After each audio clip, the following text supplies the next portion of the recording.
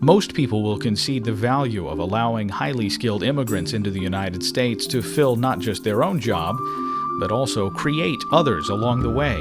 But the debate over immigration rarely centers on how to increase the numbers of highly skilled immigrants. U.S. Senator Judd Gregg discussed that issue at a Cato Institute Capitol Hill briefing. This is a segment of a longer event available at cato.org.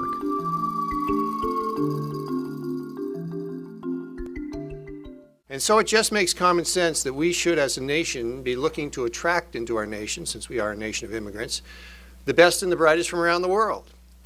We should be going out and saying to the best and the brightest of the world, come to the United States, be creative, and generate economic activity, and take advantage of the opportunities that are here. Obviously, to do that, we have to have an entry system into our nation which allows and encourages that. And that's where the H1-B program comes along. Our historic approach to immigration in this country has been to basically want to attract people, good people who want to take advantage of the American dream, and then to say after they've come here, let's bring your families in. Well, what I think makes a little more sense is that's a good policy for the underlying policy, but let's couple it with and let's increase its impact by saying let's also attract smart people, people who are successful, people who are undertaking the intellectual efforts that are going to drive an economy. Bill Gates, when he talks about this, says that for every person that you bring in of that type of caliber, who has the capacity to add intellectual horsepower to our nation, that person creates up to 5 jobs. So it's not like we're taking jobs from Americans, which is what you hear from labor unions. We're actually creating jobs by bringing bright people into this country. So it's just a fairly obvious thing to me and common sense that we as a nation should be wanting to have the best and the brightest in the world be in our country contributing to our national economic growth rather than be outside the country competing with our national economic growth. And so the H1-B program is, of course, the vehicle to do this. It's not a huge program as it's presently structured, of course. It allows 65,000 people to come in every year and then another 20,000 of advanced degree individuals, which is far less than what the demand is. Every time the H1-B program opens up, within a day, 2 years ago, and within a week, just this last time, all the applications are taken up for the visas.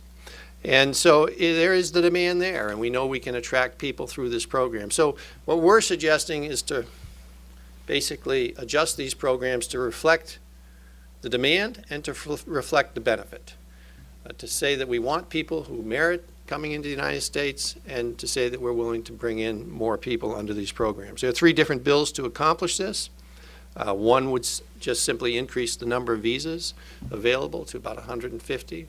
One would recapture the visas that were unused in other areas and also increase the number of H1-B visas and higher degree visas. And the third would take the lottery system, which we presently have, which makes absolutely no sense, and says that if you're a cab driver in the Ukraine, you have an equally good opportunity of getting into the United States as if you're a physicist from the Ukraine, and reorient the lottery system towards favoring those people with degrees in areas that we think we as a nation need them. All 3 of these initiatives, in my opinion, make sense, and I regret that they haven't passed. There's been a movement to try to pass them a number of times in various forms between myself and other people. Senator Ensign plays a big role in this. Senator Cantwell has played an aggressive role in this. But we've always been stymied, unfortunately, by organized labor's basic view that the expansion of the H-1B program is going to somehow undermine American jobs, which makes no sense at all. There has, of course, been, as there is with most federal programs, some abuse, and especially involving Indian-related companies and their basic flooding of the market in this area, and then having people return to India with knowledge that they've gained here. That that can be corrected fairly easily and with minor adjustments in the program. And the bills which are proposed here will accomplish that. So I'm hopeful that common sense will prevail, Yankee common sense will prevail, and we as a country will recognize, and as a government specifically will recognize, that getting smart people to come to the United States works to our benefit at all sorts of different levels, and it makes no sense for us not to be attracting these people in the United States rather than having them working in another country where they end up being competitors. The full event is available for viewing at cato.org.